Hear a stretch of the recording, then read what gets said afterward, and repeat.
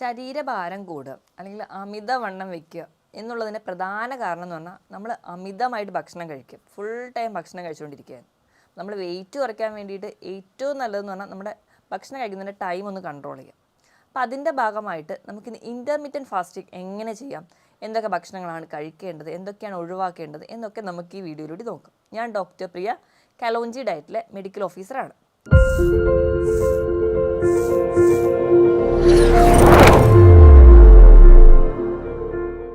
അപ്പോൾ എന്താണ് intermittent fasting? പേര് പറയും പോലെ ഇടവിട്ടുള്ള ഉപവാസം. ഫുൾ ടൈം പട്ടിണി കിടന്ന് വെയിറ്റ് കുറയ്ക്കേണ്ട കാര്യമൊന്നുമില്ല. അപ്പോൾ അങ്ങനെ ചെയ്ത് കഴിഞ്ഞാൽ നമ്മുടെ ഹെൽത്ത് അത്ര ഓക്കെ ആയിരിക്കില്ല. അപ്പോൾ നമുക്ക് കൃത്യമായൊരു പാറ്റേൺ ഉണ്ട്. കൃത്യമായ സമയത്ത് ഭക്ഷണം കഴിക്കാം, കൃത്യമായൊരു ഇടവേളകളിൽ കംപ്ലീറ്റ് ആയിട്ട് ഉപവസിക്കുകയും കൂടി ചെയ്യുക. പക്ഷേ നമുക്ക് വെള്ളമോ അല്ലെങ്കിൽ ചായയോ കാപ്പിയോ പാലും മധുരവും ഇല്ലാതെ കുടിക്കുന്നതിന് യാതൊരുവിധ തെറ്റുമില്ല. അങ്ങനെ ചെയ്യുന്ന ഒരു തരത്തിലുള്ള ഫാസ്റ്റിങ്ങിനെയാണ് നമ്മൾ ഇൻ്റർമീഡിയൻറ്റ് ഫാസ്റ്റിംഗ് എന്ന് പറയുന്നത്.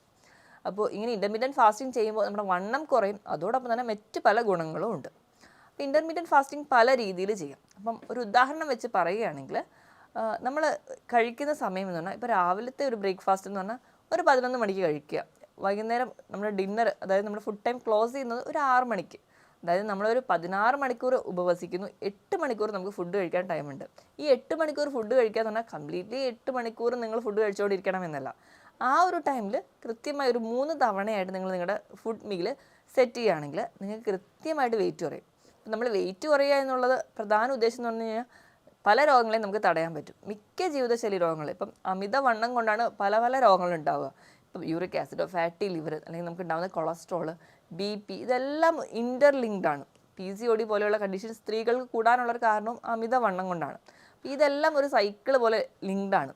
ഈ ഒരു രോഗങ്ങൾ ഉണ്ടാകുന്നതിൻ്റെ ഭാഗമായിട്ട് വണ്ണം വെക്കുന്നു, ഈ വണ്ണം വെക്കുന്നതിൻ്റെ ഭാഗം ഈ ഒരു ഇതിൻ്റെ ലെവൽ കൂടിക്കൊണ്ടേയിരിക്കുന്നു. അപ്പോൾ നമുക്കിത് എല്ലാം കൺട്രോൾ ചെയ്യണമെങ്കിൽ മെഡിസിനെ ഡിപ്പെൻഡ് ചെയ്ത് കഴിഞ്ഞാൽ അതിൻ്റേതായ പാർശ്വഫലങ്ങൾ ഒരുപാടുണ്ടാവും.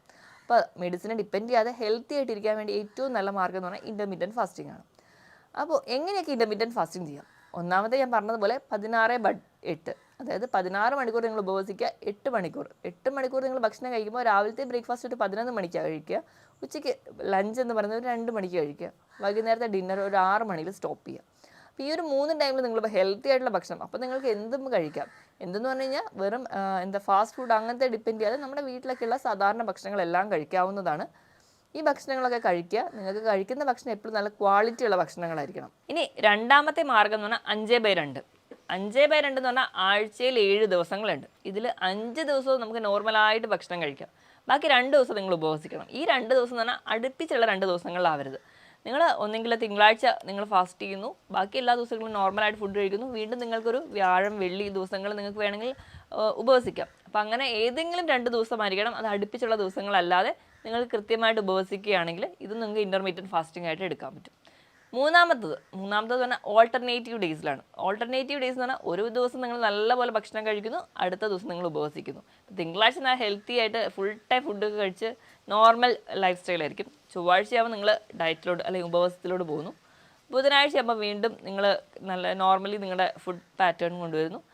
അങ്ങനെ ഓൾട്ടർനേറ്റ് ദിവസങ്ങളിൽ നിങ്ങൾ ഉപവസിക്കുന്നതിന് അങ്ങനെ ഒരു മാർഗ്ഗം കൂടിയുണ്ട്. പക്ഷെ അതത്ര ഹെൽത്തി അല്ല. നോർമലി ഞാൻ ഏറ്റവും ആദ്യം പറഞ്ഞ 16/8 ഈ ഒരു ടൈം പാറ്റേണിൽ നിങ്ങൾ ഇൻ്റർമീഡിയൻറ്റ് ഫാസ്റ്റിംഗ് എടുക്കുകയാണ് ഏറ്റവും ഹെൽത്തി ആയിട്ടുണ്ടാവുക.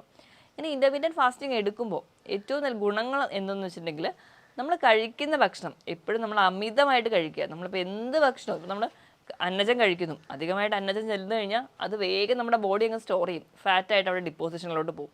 നമുക്ക് എനർജി എന്ന് പറഞ്ഞാൽ നമുക്ക് അപ്പം പ്രവർത്തനങ്ങൾ ചെയ്യാൻ വേണ്ടി മാത്രമുള്ളതാണ്. അപ്പം അതിനു വേണ്ടി മാത്രമാണ് നമ്മൾ ഫുഡ് കഴിക്കുന്നതെങ്കിൽ നമുക്ക് കൃത്യമായിട്ടൊരു വെയിറ്റ് ഗെയിൻ ആയിരിക്കും, അല്ലെങ്കിൽ നമുക്ക് അമിതവണ്ണം പോലുള്ള കണ്ടീഷൻസിലോട്ട് പോകും.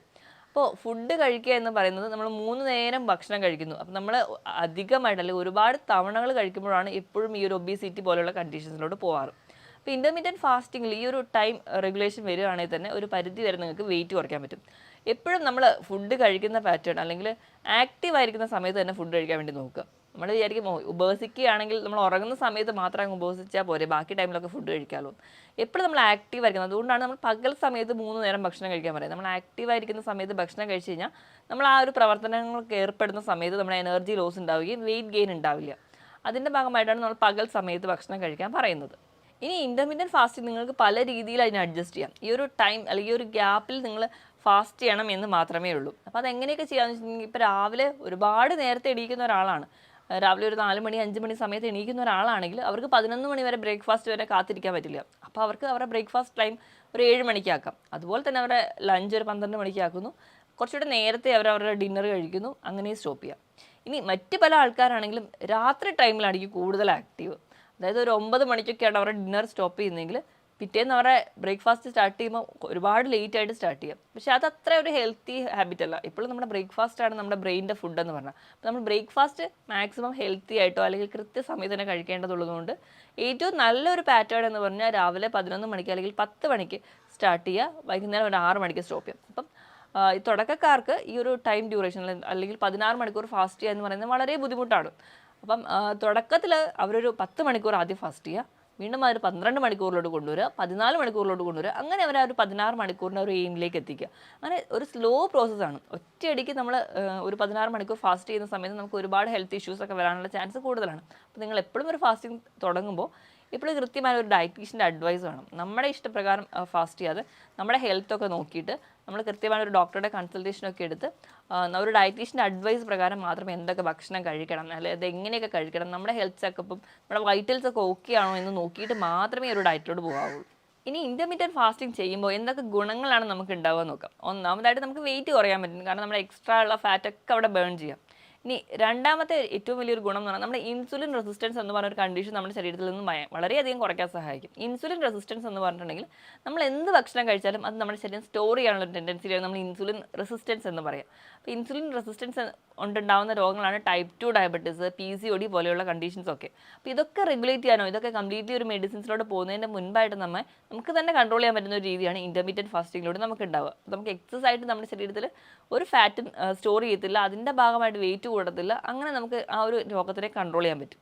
മൂന്നാമതായിട്ട് നമ്മുടെ ഗ്രോത്ത് ഹോർമോണൊക്കെ സ്റ്റിമുലേറ്റ് ചെയ്യും. നമ്മുടെ ഗ്രോത്ത് ഹോർമോൺ എന്ന് പറഞ്ഞു കഴിയുമ്പോൾ നമ്മുടെ ശരീരത്തിലുള്ള മിക്ക നോർമൽ മെറ്റബോളിക് ആക്ടിവിറ്റീനെ സഹായിക്കുന്നതാണ്. അതായത് ഫാറ്റ് ബേൺ ചെയ്യാനും എക്സസ് ആയിട്ടുള്ള ഫാറ്റിനെയൊക്കെ ഉരുക്കി കളയാൻ വേണ്ടി സഹായിക്കുന്ന ഒന്നാണ്. അപ്പോൾ ഗ്രോത്ത് ഹോർമോൺ കൂടുന്നതിൻ്റെ ഭാഗമായിട്ട് നമുക്ക് ആ ഒരു ഫാറ്റ് ബേണിംഗ് പ്രോസസ്സ് അവിടെ നടക്കും. ഇനി നാലാമതായിട്ട് നമ്മുടെ സെല്ല് റിപ്പയർ ചെയ്യാൻ പറ്റും. സെല്ല് റിപ്പയർ എന്ന് പറഞ്ഞാൽ നോർമലി നമ്മുടെ ശരീരത്തിലെ എല്ലാ സെൽസും അല്ലെങ്കിൽ എല്ലാ അവയവങ്ങളും എപ്പോഴും ഫങ്ഷനിങ്ങിലായിരിക്കും.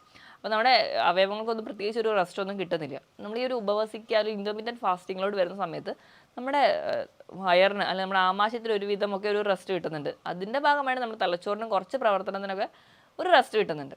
അപ്പോൾ അങ്ങനെ നമ്മുടെ ശരീരത്തിന് ഒരു ചെറിയ റെസ്റ്റ് കൊടുക്കുന്ന സമയത്ത് നമ്മുടെ സെൽ റിപ്പയർ എന്നൊരു പ്രോസസ്സിലോട്ട് നടക്കുകയും അതിലേക്ക് ഉണ്ടാകുന്ന പല ടോക്സിൻസും പുറന്തള്ളാൻ വേണ്ടി സഹായിക്കുന്നുണ്ട്. ഇനി നാലാമതായിട്ട് നമുക്ക് ആൻറ്റി ഓക്സിഡൻറ്റ് ഫംഗ്ഷൻ വഴി നമുക്ക് ക്യാൻസറസ് ആയിട്ടുള്ള പല പ്രവർത്തനങ്ങളെയും അത് തടയുന്നുണ്ട്. അതായത് നമുക്ക് ക്യാൻസറസ് ടെൻഡൻസി വരുന്നതൊക്കെ കുറയ്ക്കുന്നതായി കാണാം. ഇങ്ങനെ നമ്മൾ സെൽ റിപ്പയറിംഗ് വഴി അല്ലെങ്കിൽ ഇൻ്റർമീഡിയറ്റ് ഫാസ്റ്റിംഗ് ഒക്കെ ചെയ്യുന്നതിൻ്റെ ഭാഗമായിട്ട് ഒരു ആൻറ്റി ഓക്സിഡൻറ്റ് ഫംഗ്ഷൻ നടക്കുന്നതുകൊണ്ട് തന്നെ നമുക്ക് ക്യാൻസറസ് ആയിട്ടുള്ള ഗ്രോത്തുകളോ അല്ലെങ്കിൽ അതുപോലെ ഉണ്ടാകുന്ന വളർച്ചകളെ ഒരു പരിധി വരെ നമ്മൾ കുറയുന്നതായിട്ട് പല പഠനങ്ങളിലും പറയുന്നുണ്ട്.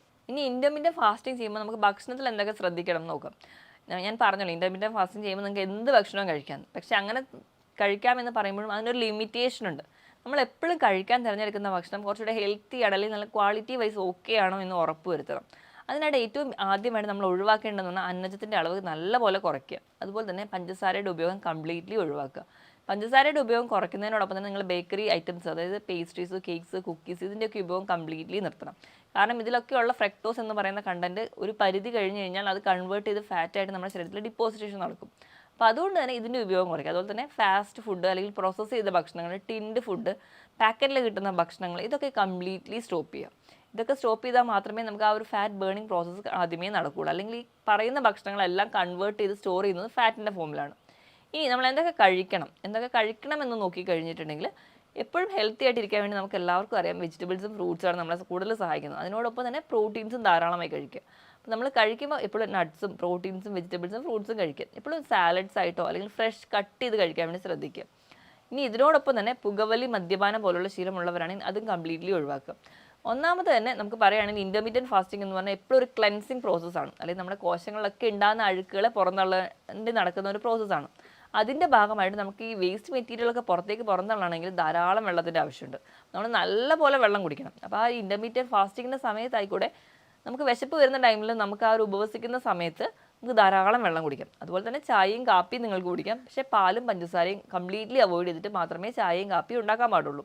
അപ്പോൾ അപ്പോൾ ഇതൊക്കെ നിങ്ങൾക്ക് കുടിക്കാവുന്നതാണ്. അപ്പോൾ നല്ല പോലെ വെള്ളം കുടിക്കണം. അപ്പോൾ നിങ്ങളുടെ ശരീരഭാരം നോക്കിയിട്ട് അതിനനുസരിച്ച് തന്നെ നിങ്ങൾ വെള്ളം കുടിക്കണം. എങ്കിൽ മാത്രമേ ആ ഒരു ക്ലെൻസിങ് പ്രോസസ്സ് തന്നെ നടക്കുകയുള്ളൂ. അപ്പോൾ ധാരാളം വെള്ളം കുടിക്കുക. നമ്മൾ മദ്യപാനം പോലുള്ള ശീലമുള്ളവരാണെങ്കിൽ നമ്മുടെ ശരീരത്തിൽ ഡീഹൈഡ്രേഷൻ നടക്കാൻ ചാൻസ് കൂടുതലാണ്. അപ്പോൾ അങ്ങനെ ഡീഹൈഡ്രേഷൻ വരുമ്പോൾ ഈ ഒരു ക്ലെൻസിങ് പ്രോസസ്സ് നടക്കില്ല. അതുകൊണ്ട് തന്നെ ഇൻ്റർമീഡിയറ്റ് ഫാസ്റ്റിംഗ് ഹെൽത്തി ആയിരിക്കില്ല. അപ്പം കംപ്ലീറ്റ്ലി പുകവലി മദ്യപാനം സ്റ്റോപ്പ് ചെയ്തിരിക്കണം. അതിനോടൊപ്പം തന്നെ ഈ പറഞ്ഞ പ്രോസസ്സ് ഭക്ഷണങ്ങൾ കംപ്ലീറ്റ്ലി ഒഴിവാക്കിയിരിക്കണം. ഇതിനോടൊപ്പം ഹെൽത്തി ആയിട്ടുള്ള ഭക്ഷണം ചെയ്യുക. കൃത്യമായ ഒരു വ്യായാമം കൂടി വേണം. ഭക്ഷണം എത്രത്തോളം കംപ്ലീറ്റ്ലി കൺട്രോൾ ചെയ്യുന്നു അത്രയും തന്നെ ഇമ്പോർട്ടൻസ് ഉണ്ട് വ്യായാമത്തിൽ. നിങ്ങൾ എപ്പോഴും ഒരു ഫിറ്റ്നസ് ട്രെയിനറിൻ്റെ അഡ്വൈസ് പ്രകാരം നിങ്ങൾ ആഴ്ചയിൽ 5 ദിവസമെങ്കിലും ഒരു അരമണിക്കൂർ മുതൽ 3/4 മണിക്കൂറായിട്ട് കൃത്യമായിട്ട് തന്നെ വ്യായാമം ചെയ്യുക. നിങ്ങളുടെ ഹെൽത്ത് ഓക്കെ ആണെന്ന് ഉറപ്പ് വരുത്തിയ ശരി. നമ്മൾ എപ്പോഴും ഒരു ഫാസ്റ്റിംഗ് തുടങ്ങുന്നതിൻ്റെ മുൻപോ അല്ലെങ്കിൽ ഒരു എക്സസൈസ് ഒക്കെ തുടങ്ങുന്നതിൻ്റെ മുൻപ് ശരീരത്തിൽ ചെറിയ ചെറിയ മാറ്റങ്ങൾ കാണിക്കാറുണ്ട്. തലവേദന, തലകറക്കം, ക്ഷീണം പോലെയുള്ള ബുദ്ധിമുട്ടുകൾ. അപ്പം അങ്ങനെ ചെറിയ രീതിയിലുള്ള വ്യായാമങ്ങളോ അല്ലെങ്കിൽ ചെറിയ രീതിയിലുള്ള ബുദ്ധിമുട്ടുകളാണ് നിങ്ങൾക്ക് ആദ്യം തുടങ്ങുന്നതെങ്കിൽ നമുക്കത് കുറച്ച് പതിയെ അല്ലെങ്കിൽ നമ്മുടെ ആ ഒരു ഡയറ്റിലോട് വരുമ്പോൾ അല്ലെങ്കിൽ ആ ഒരു പാറ്റേൺ ബോഡി അക്സെപ്റ്റ് ചെയ്ത് കഴിയുമ്പോൾ നമുക്കത് കുറയുന്നതായിട്ട് കാണാം. നിങ്ങളുടെ ബുദ്ധിമുട്ടുകൾ നിങ്ങൾക്ക് കൺട്രോൾഡ് അല്ലാതെ പോവുകയാണെങ്കിൽ എപ്പോഴും ഒരു ഡോക്ടറുടെ കൺസൾട്ടേഷൻ നിങ്ങളെടുത്ത് നിങ്ങളുടെ ബുദ്ധിമുട്ടുകൾ എന്താണെന്ന് നോക്കി അതിന് വേണ്ട ട്രീറ്റ്മെൻറ്റ് അല്ലെങ്കിൽ നിങ്ങളുടെ ഡയറ്റിൽ വരുത്തേണ്ട മാറ്റങ്ങൾ എന്താണെന്ന് കൃത്യമായി തന്നെ നോക്കണം. എപ്പോഴും നമ്മൾ ഡയറ്റ് എടുക്കുമ്പോൾ പല ആൾക്കാരും ചെയ്യുന്ന ഒരു തെറ്റെന്നുണ്ടെങ്കിൽ നമ്മൾ ഭക്ഷണം ഒരുപാട് അങ്ങ് കൺട്രോൾ ചെയ്യും. പക്ഷേ നമ്മൾ കഴിക്കുന്ന ഭക്ഷണത്തിൽ പ്രോട്ടീൻസും അല്ലെങ്കിൽ ന്യൂട്രിയൻസ് ഒക്കെ നമുക്ക് കുറയുന്നതിൻ്റെ ഭാഗമായിട്ടായിരിക്കും ഈ ക്ഷീണമൊക്കെ ഉണ്ടാവുക. അപ്പോൾ കൃത്യമായ ഒരു ഡയറ്റ് ചാർട്ടിലൂടെയാണ് നിങ്ങൾ നിങ്ങളുടെ ഭക്ഷണം നിയന്ത്രിക്കുന്നതെങ്കിൽ ഈ പറഞ്ഞ പ്രോട്ടീൻ്റെ ലോസോ അല്ലെങ്കിൽ മറ്റ് ന്യൂട്രിയൻസിൻ്റെ ലോസോ ഒന്നും ഉണ്ടാവില്ല. അതുകൊണ്ട് തന്നെ ഹെൽത്തി ആയിട്ട് ഇരിക്കാൻ പറ്റും. ഞാൻ ഈ പറഞ്ഞ ടോപ്പിക്കിൽ ആർക്കെങ്കിലും എന്തെങ്കിലും ഡൗട്ട് ഉണ്ടെങ്കിൽ താഴെ കാണുന്ന നമ്പറിൽ കോൺടാക്ട് ചെയ്യുക. മറ്റൊരു ഹെൽത്ത് ടോപ്പിക്കുമായിട്ട് വീണ്ടും കാണുന്നവരെ നന്ദി.